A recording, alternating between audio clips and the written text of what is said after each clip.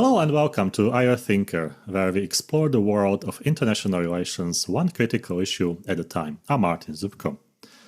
I went to Facebook and there is a post by European Union in Georgia. It's dated to 2024 and EU Ambassador Pavel Herzinski wrote, "Regrettably, Georgia's EU accession process is stopped for now. This has been decided by EU leaders during the last European Council. EU has frozen its support for Georgia from the European Peace Facility Euro 30 million for 2024. Other measures are being considered if the situation further deteriorates. It is sad to see EU-Georgia relations at such a low point when they could have been at an all-time high." 3 days later, there is an article in Le Monde, and the headline is "Georgia's EU accession process frozen in the wake of foreign influence law." And in July 2025, the EU Assistant Coordination and Sectoral Integration Department under the Ministry of Foreign Affairs of Georgia ceased its activities. Therefore, in this episode, we will speak about the EU and Georgia. My guest today is David Bujiashvili. Hello, Martin. Thank you very much. Thank you for having me. David is the former director of the EU Assistant Coordination and Sectoral Integration Department at the Ministry of Foreign Affairs of Georgia with over 25 years of experience in European integration and EU affairs. He has played a key role in coordinating the implementation of the EU-Georgia Association Agreement and a deep and comprehensive free trade area, as well as other Georgia's EU accession processes. So this is a great opportunity to speak about EU-Georgia with someone who is deeply involved in the process. Let's start with the first question. What have been the main historical and normative drivers behind Georgia's European integration, and how this evolved during the time? Because as we know, many people don't even know that Georgia was trying to get EU membership. Many people are still associate Georgia with post-Soviet space. So I think this is a great opportunity to clarify the position of Georgia. Thank you very much, Martin. Excellent question. And it's also regrettable for me. You just pointed out a quote from Mr. Haczynski's statement that accession process is suspended with Georgia. And I have been the part of this process over the last several decades. And it's really regrettable because Georgia has always been considered as a frontrunner, as a leading country in the Eastern Partnership region, and has always been at the forefront of this process, be it implementation of the association agreement or any other processes. When it comes to the accession process, accession was really something that was unbelievable for Georgians. But after invasion of Russia into Ukraine and new geopolitical context, and after application of the Ukraine for the EU membership, this was really a historical opportunity, historical kind of a window of opportunity for us. And Georgia used this opportunity, applied for the membership. And as a result, we received first European perspective, and afterwards in 2023, candidate status in that respect. And I am very proud that I have been personally engaged in this process. You just named the name of the department, title of my department, which was abolished after about 2 months ago. Massive reorganization took place in my ministry, and many who intensively worked on European integration, who was very much committed for European accession integration issues, has left this ministry, unfortunately. Getting back to your question, I think that if we take the historical outlook, historically, Georgia has always been a part of the sort of European civilization. First of all, sharing Greco-Roman kind of heritage in terms of trade, culture, and Christian kind of Christianity when it comes. We should not forget that Georgia adopted Christianity back in the 4th century after Greeks. It's oldest Christian civilization, and always our history was connected with Europe. Georgia was playing as a sort of hub, as a sort of bridge connecting Europe and Asia.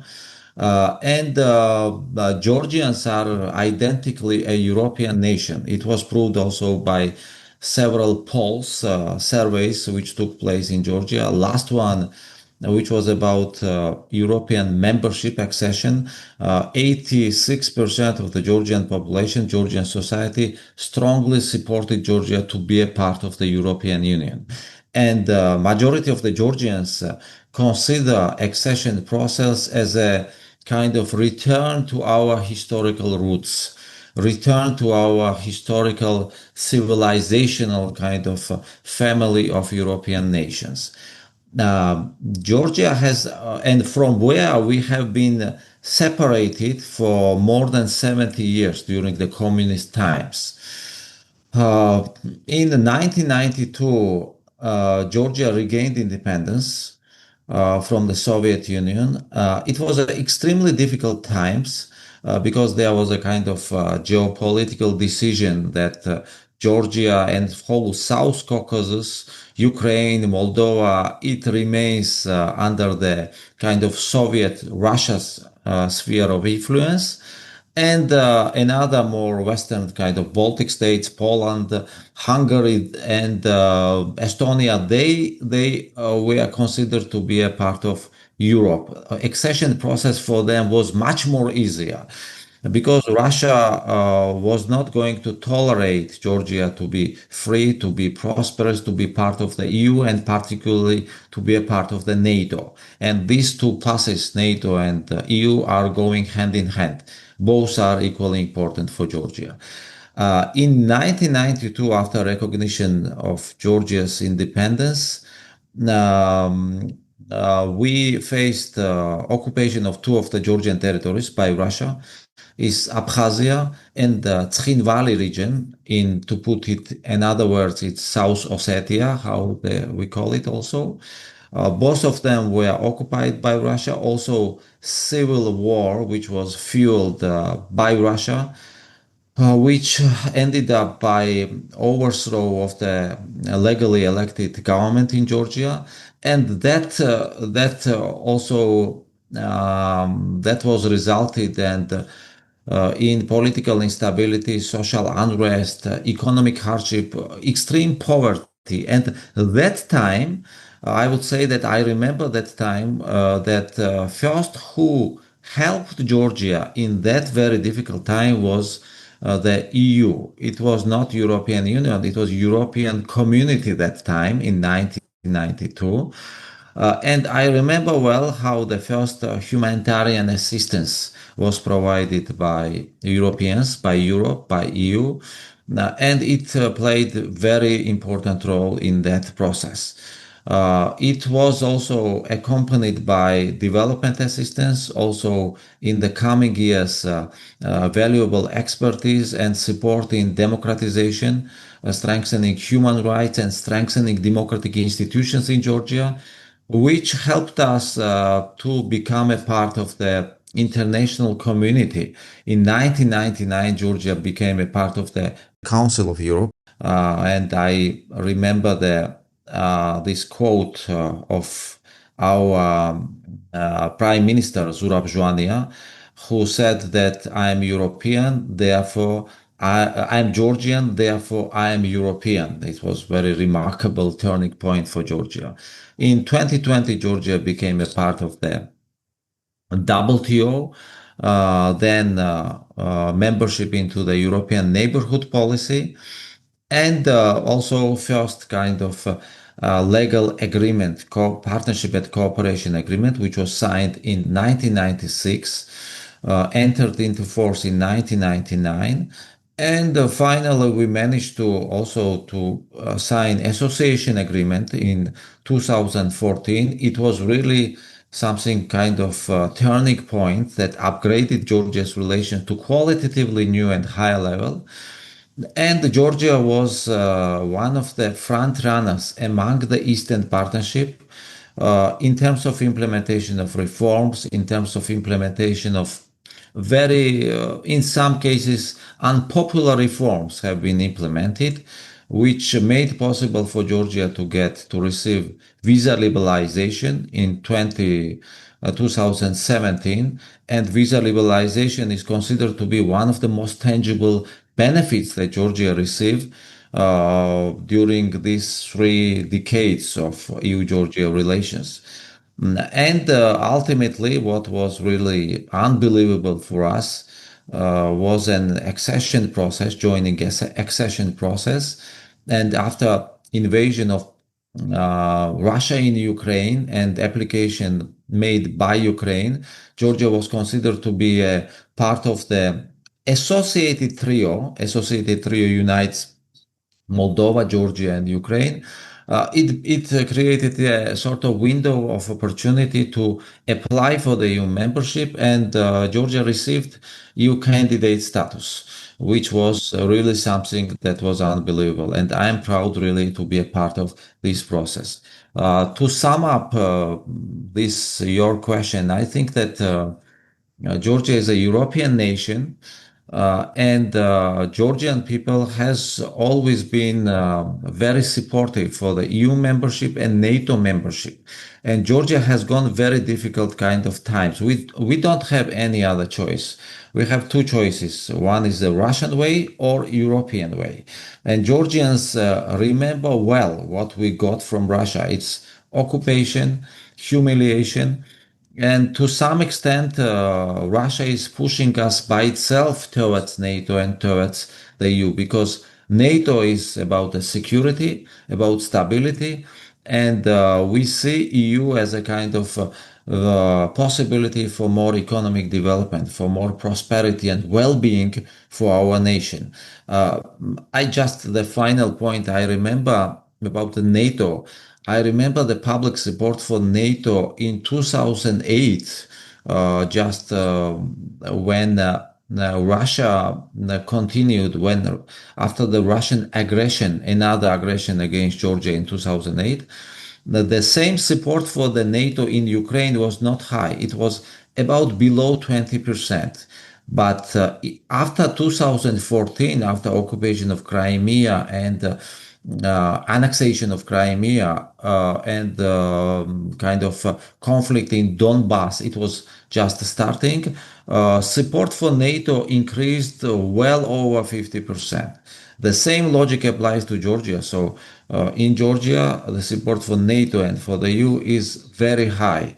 And it's kind of substantiated, first of all, because of our kind of identity, European identity, and affiliation with the European civilization. And another is that there is no other choice. There is only Russian choice, and Russia's kind of project is about only dominance of one and subordination of others. It's not about the equal partnership as it is in the EU or in the NATO. Let's go a little bit back in time, and I am interested when you were at the beginning of the accession process and you basically said, we want to be the EU member. How was this received in the EU? Because for the EU, it also meant that a country from a slightly more complicated region wants to join the EU. So when you were meeting your colleagues, politicians, maybe policymakers, what was that receiving atmosphere, that feeling? Yeah, excellent question, Martin. Georgia was not considered as a part of the EU. And even when we signed the association agreement together with Moldova and Ukraine, one of our requests of my political leadership was to kind of to consider little wording in the association agreement that um, European perspective is open for Georgia.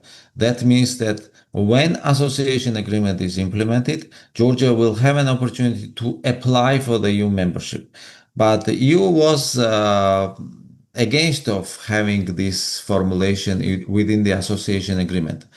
Moreover, over the last decade, since 2014 till 2020, we've been requesting and asking to the EU to kind of open up European perspective because it was very important because it was very important for reform process for kind of boosting for supporting reform process because when you are implementing something you need to know what is the final goal of this process and there was a no light at the end of the tunnel. So this is the idea. But after 2022, after the invasion of Russia in Ukraine, this changed. So for many years, the door was closed. I think that this was not a right approach from the EU side because enlargement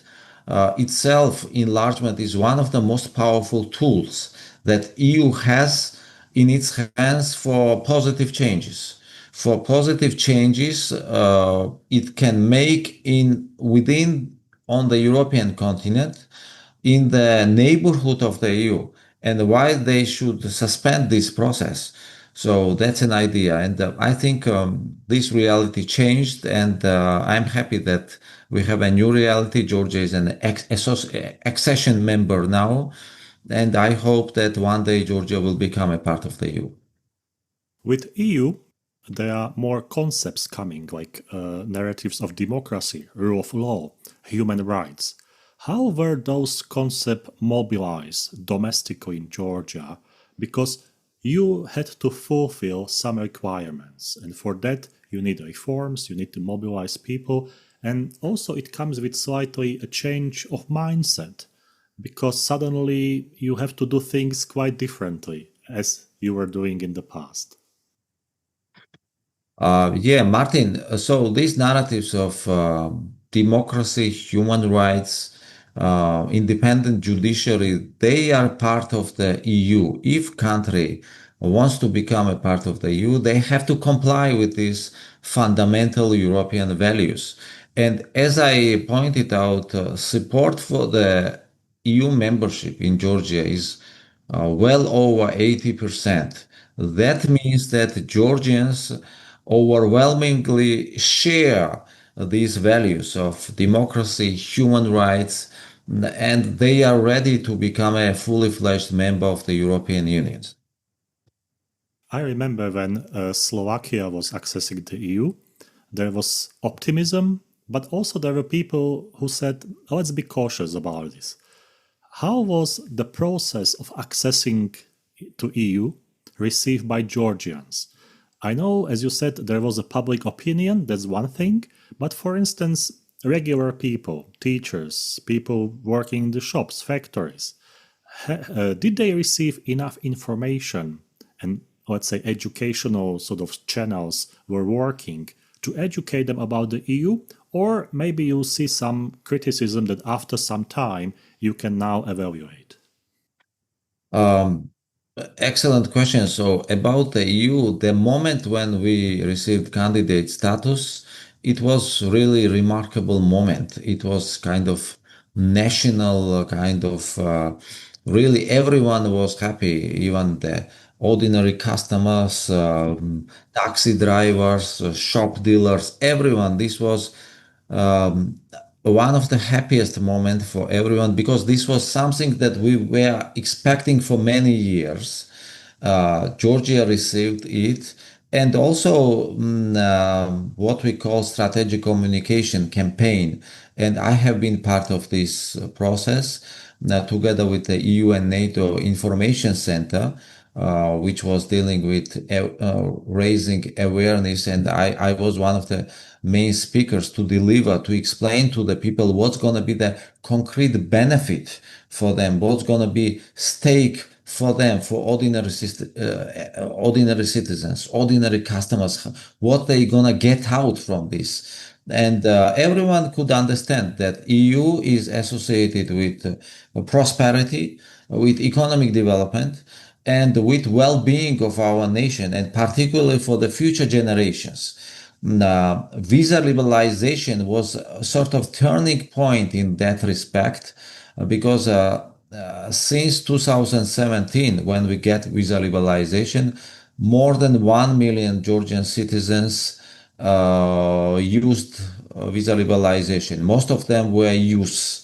And one is what you listen about the EU, but another when you visit the EU and you can see with your eyes what EU stands for. Many also participated and used Erasmus, Horizon 2020, many projects, and Georgians well understand that EU is a project of prosperity, of security, stability, and well-being of the people. But Martin, what we have to confront in that respect disinformation, propaganda, which was coming and is coming still, unfortunately, from from external and internal outlets. You see, but still, it does not work. It does not work, and for the moment, still the majority of the Georgian population, even those supporters of the Georgia's ruling party, they support Georgia to be a part of the European Union. Is it possible to give an example of that disinformation campaign? For instance, I am a regular Georgian. How does it work, or what can I see? What can I hear? Yeah, Russian disinformation works. They are trying to kind of manipulate with narratives to change psychological map that they have in their mind in order to set one group, one community within the country against another and destabilize situation. For instance, so I can tell you about the disinformation narratives. They are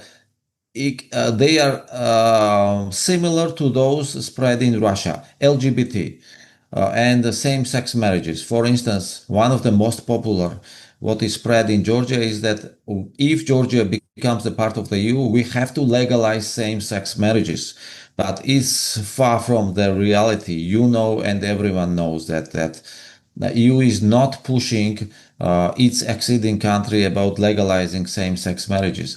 Another is that Georgia will lose its identity, its language, and Georgian language is one of the oldest one. That Georgia will lose its culture. Georgia and illegal migration. Georgia will be flooded with illegal migration. Also, that Georgia will never become a part of the EU and NATO with occupied territories, which is also fake narrative. We see Cyprus being part of the EU and many other narratives. So it's fake narratives, but it doesn't work so far. During the accession times, what was the most difficult to receive or to implement in Georgia regarding either reforms, narratives, or concepts that we mentioned? Was there anything that you really thought that that's gonna be okay, but then it was more difficult than you thought, and you really had to try your best to synchronize the Georgian and the EU narratives together? Okay, for instance, in the accession process and to going a little bit back on visa liberalization process, because visa liberalization process was accompanied by intensive Russian propaganda. And one of the narratives was about the ID cards.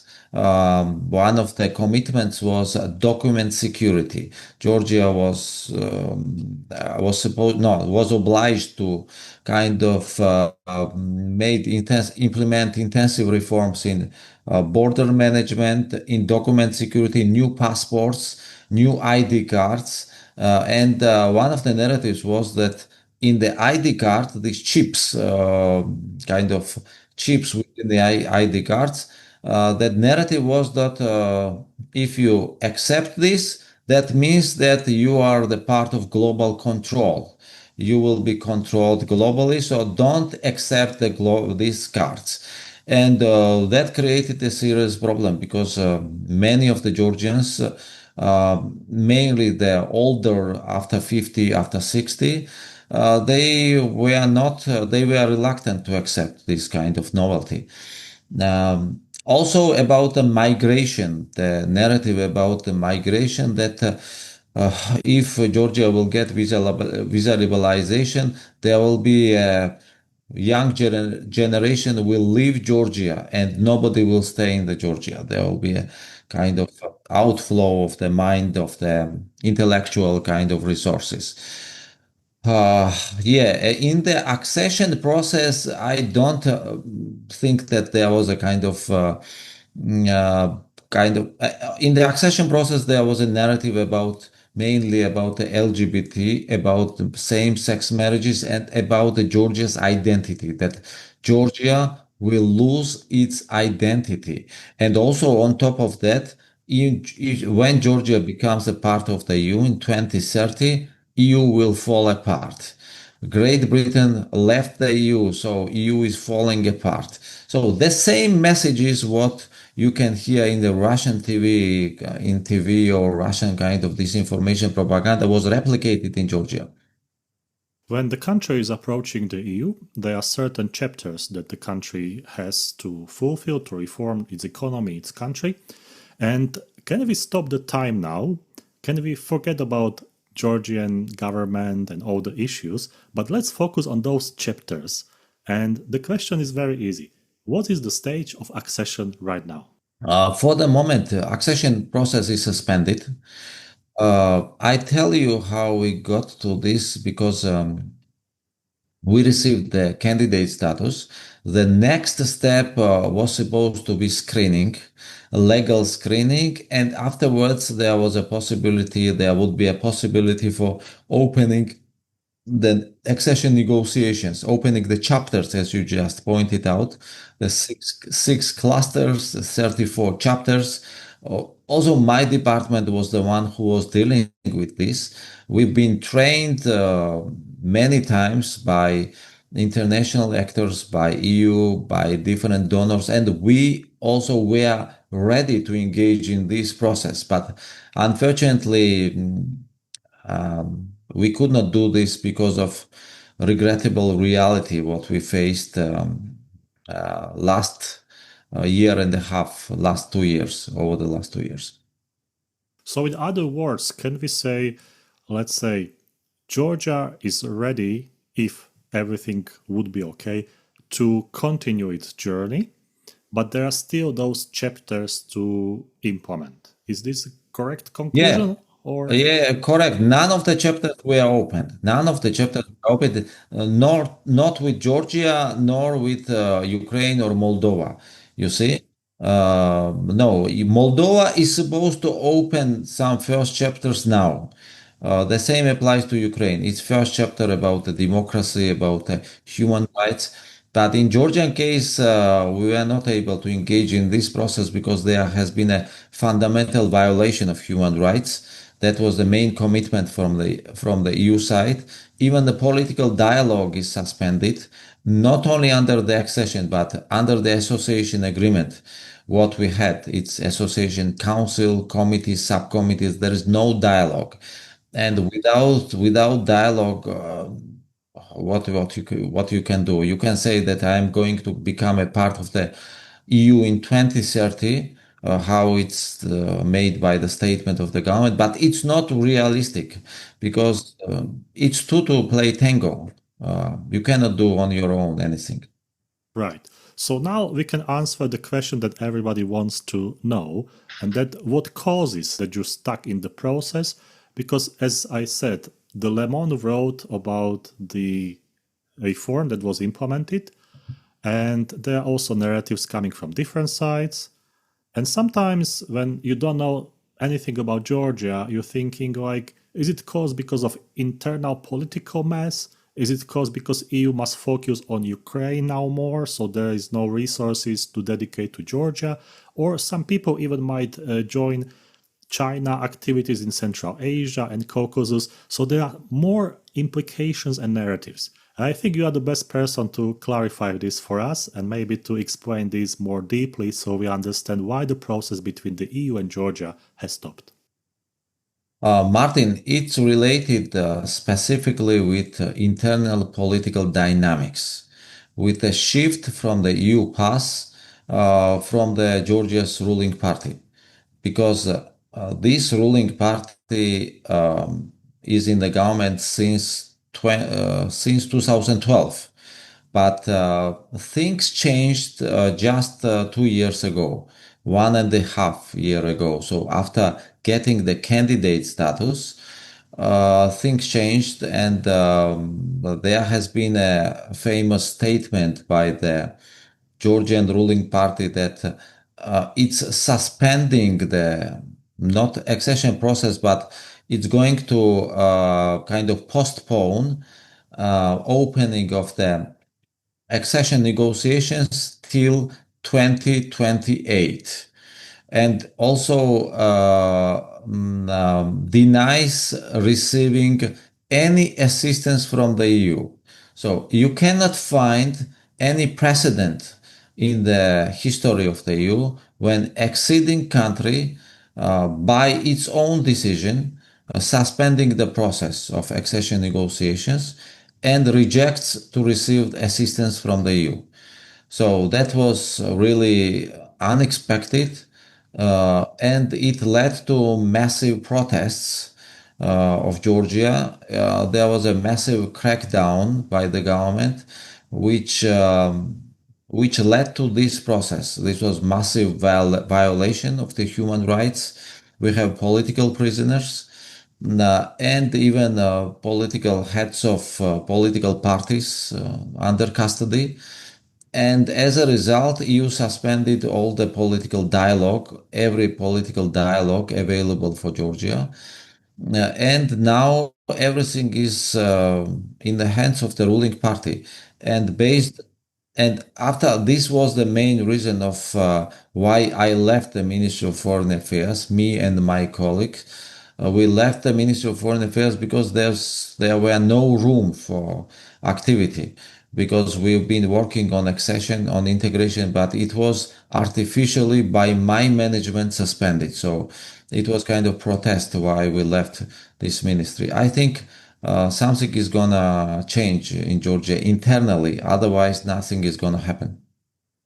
Some people might ask, are there any representatives of Georgia in the EU? I mean, the EU has many institutions, and as you said, when you're accessing the EU, you have those representatives. So all the people are gone, or how is it? The only channels what are have available for the moment is through the civil society, and Georgia has a quite a strong, vibrant civil society, uh, and also EU has not suspended supporting civil society of Georgia, but it's very difficult to receive any assistance from the EU or from any other donors because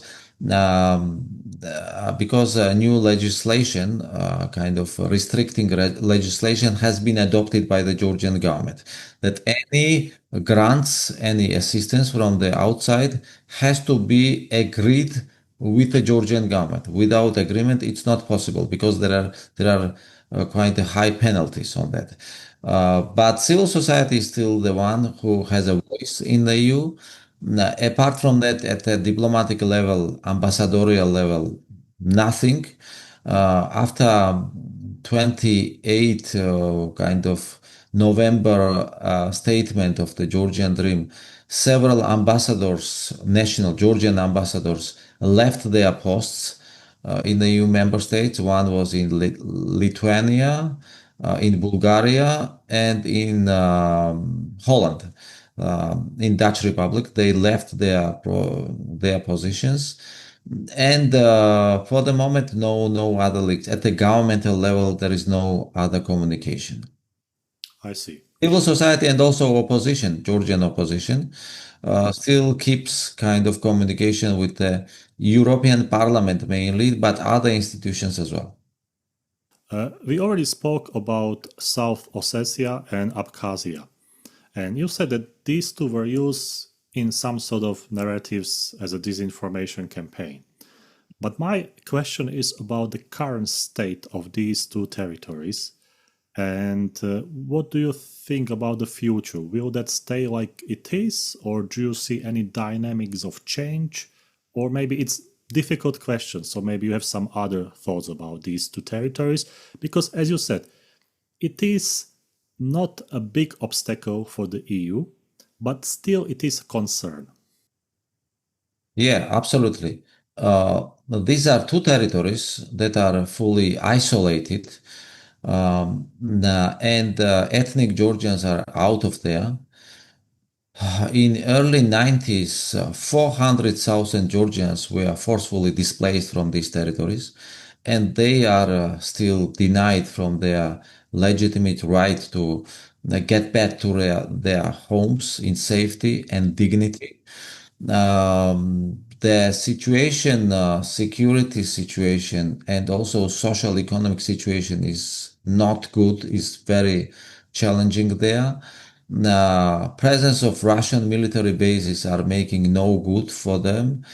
And the only way for the development, for better future of these territories is integration with Georgia.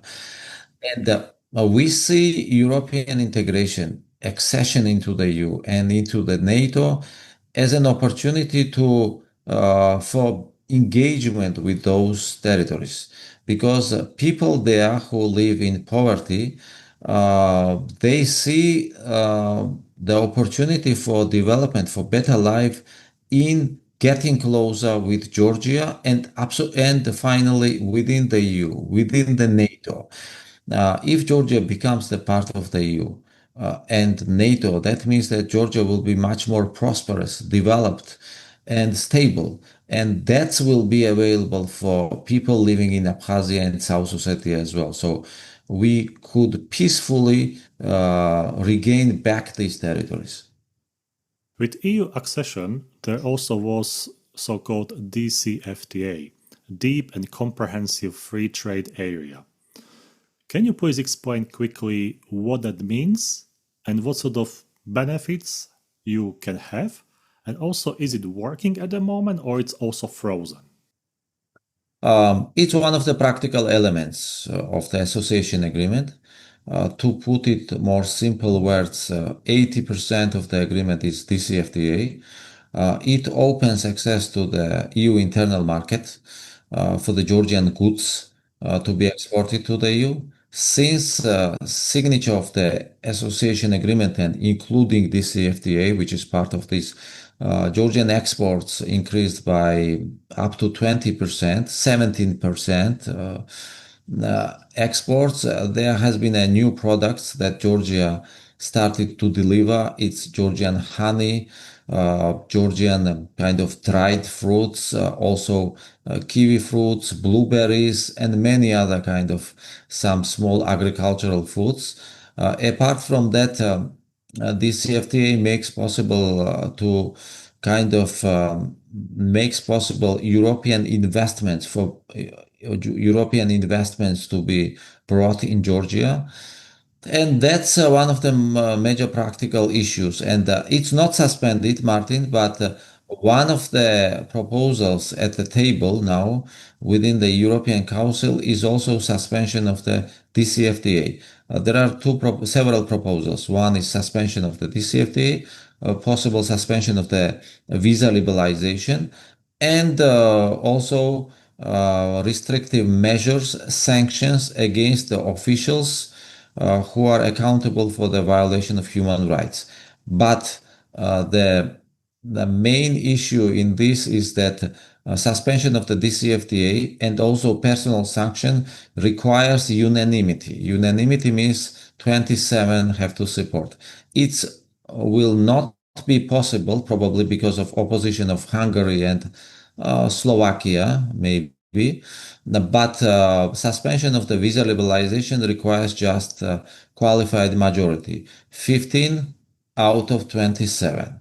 So, and finally, we can come to the point that there will be no other alternative for the EU other than suspension of the visa liberalization.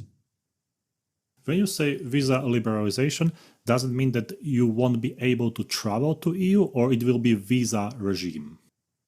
No, Georgians will not be able to travel to the EU because since before 2017, I remember this period, Georgians had to apply for the visa in order to travel.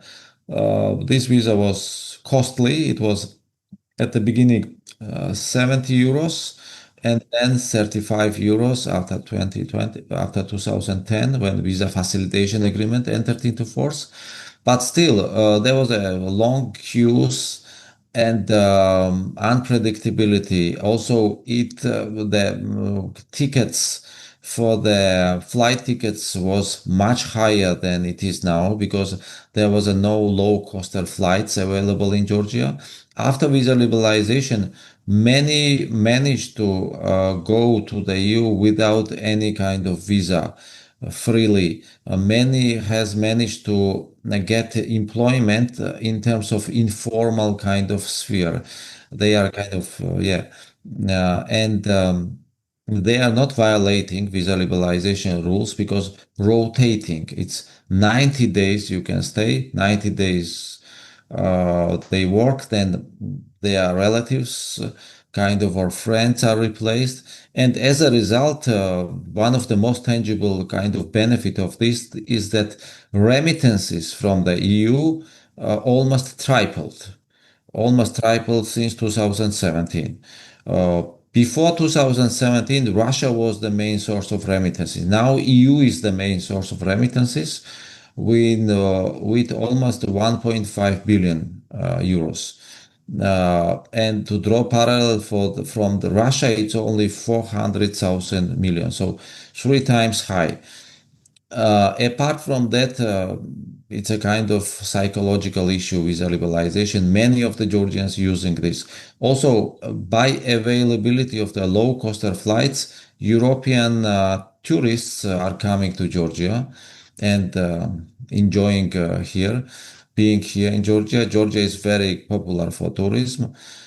But if in case of suspension of the visa liberalization, this opportunity will be taken because there will be a low coster flights. Price will be high. That means that Georgians cannot travel, but also Europeans, it will be much more costly for Europeans to travel to Georgia. And this is happening in parallel when we have a plenty of new Russian airlines coming in Georgia. And Georgia is mushrooming with Russian tourists. So quite an unfortunate reality. In the last section, we'll touch some geopolitical implications.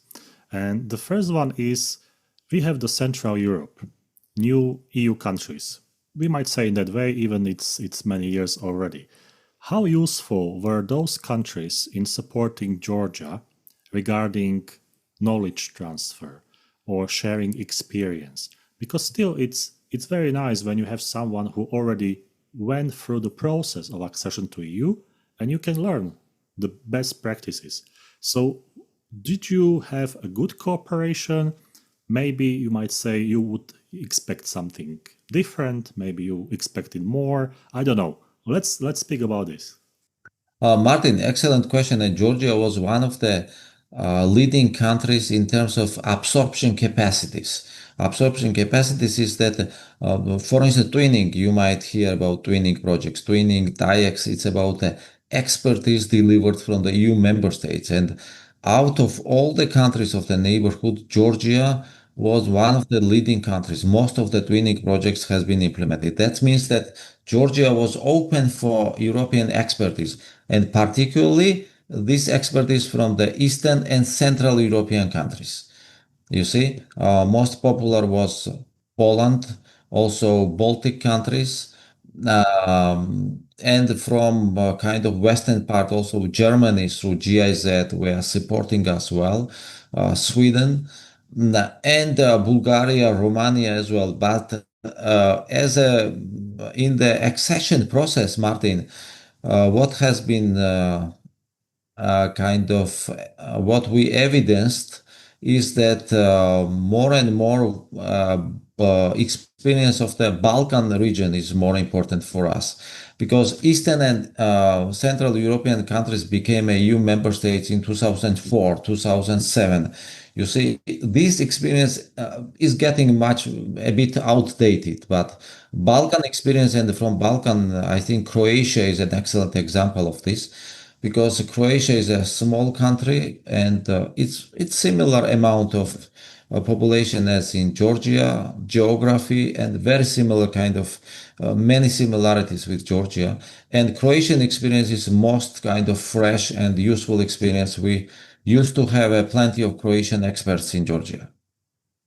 And can you just tell us an example? How does it work? You have a Croatian expert in Georgia, and what's happening? You have consultations, you are working on some documents or policy implementations, just for our maybe students or junior researchers who are interested in that practical part of that.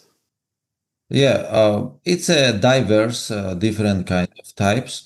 For instance, in TAIEX, such instrument, it's a short-term technical assistance instrument. For instance, in food safety issue, HASPI standards, institution now Ministry of Agriculture requesting experts in concrete fields. EU special services in the EU find these experts from the certain member states and sending it to Georgia. They are organizing a workshop, maybe a wider conference, or organizing study visit of Georgian civil servants to be sent to the Brussels to share this experience and to see on the ground how this issue works. And also there is a long-term kind of engagement. It's technical assistance project or twinning projects. In Georgian case, twinning works well when a kind of expert from the EU member state is coming, sitting in the ministry, and has a full access with the high level kind of minister, deputy ministers, head of departments, and giving sharing its experience, for instance, in intellectual property, how intellectual property works there, and he works on improvement of the legislation. He's an expert in legislation. In parallel, Georgia has an intellectual property legislation within the parliament, and this expert is participating, is a part of this process of making amendments and helping in concrete advices. This is just the cases, but it has been in all areas of the association agreement. It's transport, energy, aviation, everywhere. We used to benefit from EU experts. The next one, Ukraine. What is the impact of the situation in Ukraine? Can you feel any changes from the EU approach, or can you feel any changes geopolitically from your partners from different countries? Because the suspension of the Georgia and EU dialogue was basically 2 years after the Ukraine situation started in 2022. So still 2 years, but also before, because we know there are many things happening in Ukraine since 2014, even before. So is this any significant for Georgia? Yeah, one of the aspects is that without Ukraine and without these geopolitical kind of changes after the kind of invasion of Russia in Ukraine, and thanks to resistance of Ukraine against this aggression, Georgia received candidate status. It's thanks to Ukraine. You see, without Ukraine, it would not be possible. I remember in 2014, 15, and particularly in 2022, when Russia invaded Ukraine, in Tbilisi, in my capital, there has been Ukrainian flags in all the balconies, in all the kind of houses put up, and people were supporting Ukraine very much. And I would say that there is many Georgians that, in terms of per capita, Georgians are participating in supporting Ukraine militarily. So there are kind of battalion there equipped with Georgians who are supporting Ukraine. And Georgians are very pro-European, but the geopolitical shift and what's happening now with the suspension of the political dialogue, it's not linked with Ukraine. It's linked with our internal kind of position of our government, you see. And nobody knows, but there is a more pro-Russian sentiment within the government. But I would say that majority of the population are not sharing this kind of approach. They are pro-European, they are pro-Ukraine, and victory of Ukraine is a victory of Georgia. We mentioned Russia, and we won't sort out all the issues that Georgia has with Russia.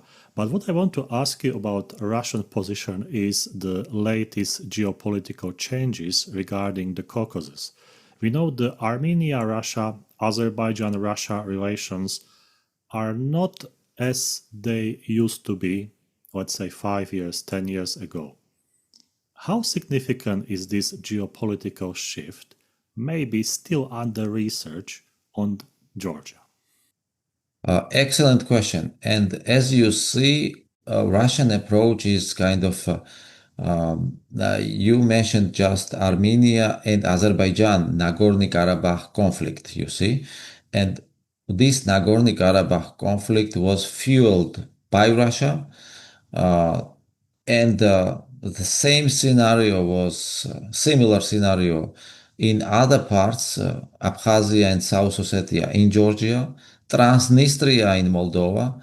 We see what's happening in Ukraine. It's a Russian approach. It's none of this is an isolated cases. It's part of Russia's wider kind of policy of creating spheres of influence and increasing its dominance to keep control over these territories. It was unbelievable what's happened between Armenia and Azerbaijan. We see, and that's thanks to engagement of United States, Donald Trump personally. We very much hope that Georgia will not be left behind in this process. Now, because South Caucasus cannot be stable without Georgia, because this is three countries, Georgia, Armenia, and Azerbaijan. And Georgia has extremely important role in terms of access to the Black Sea. It's a Black Sea country, and from the Black Sea to the EU, it's a major gateway between the South Caucasus and the West. And what about China? We speak a lot about Chinese influence in the world, basically. Is there any pressure, narratives, or campaign coming from the Chinese regarding the EU and Georgia relations? There is no pressure from China. Even what we see is a less interest of investing in Georgia, while on the contrary, from our government, there is a high appetite to kind of warm up relations with China. But for the moment, what we see is that there are several companies which are implementing large-scale projects in Georgia, Chinese companies. It's East-West Highway, and Georgian companies are implementing. Next, gonna be the Anaklia. You see the Anaklia high depth port, which was supposed to be sold to given to Chinese companies, but this tender was not successful. So for the moment, I think no signs for active engagement from China for the moment. We are both academics in some way, and we like approaching facts, and we critically review all the information that we are receiving. Let's apply this academic layer to the European Union. Based on your experience, which is more than 25 years, what critical lessons should EU learn from EU-Georgia accession process? Excellent question. So I think in 2008, when Russia invaded Georgia, and this was after Bucharest NATO summit, and Georgia really had an opportunity to get a membership action plan. It did not happen, and Russia invaded Ukraine in order to kind of undermine this process of NATO integration and also EU integration. But what we saw after that, EU did not learn lesson from this and started reproachment. It was considered to be a wake-up call for the EU, for the West. But as a result, what we saw is that in 2014, annexation of Crimea, it was considered to be a second wake-up call. Then in 2022, I remember the time before invasion of Russia, nobody could believe that in the EU that Russia really could invade the Ukrainian territory, but it happened. And what we see now, EU is far from being able to give strong resistance to Russian occupation without support from the United States. I think this is something that need to be considered. So how many wake-up calls EU needs to really wake up? So it's better to be more reactive and less bureaucratic and to be preventive, to act on prevention. So that's the main issue. About Georgia specifically, I think that Georgia should not be left behind. We see that there is a very difficult situation in Georgia, but still the population are supportive for the EU integration, for the EU accession. Georgia is part of this trio together with Ukraine and Moldova. And what we see is Ukraine and Moldova particularly is going ahead. Georgia should not be left behind in this process. You see, I hope that Georgia will not be left behind. And also there is Armenia who has also appetite for EU integration, EU accession. Armenia cannot do this without Georgia. So Georgia has a very important role in this process. So my main kind of complaints towards the EU is bureaucracy and kind of decisions that we are taken, more kind of decisions that need to be taken swifter, no delays in this decision. David, many thanks for being on IR Thinker, for sharing your experience, your research as a person who is deeply involved in the Georgian EU integration process. It's fascinating to listen to your words because, as we say, you are there. You are in Georgia. You can see this every day. You are facing the politics, the culture, the dynamics of people every day. It's a not easy region. It's a complicated region because of geopolitics. This is, I think, something that we should research and hope that this episode also contributes to this a little bit. Thanks again for being on IR Thinker. Thank you. Thank you, Martin. It was a great pleasure. Thanks.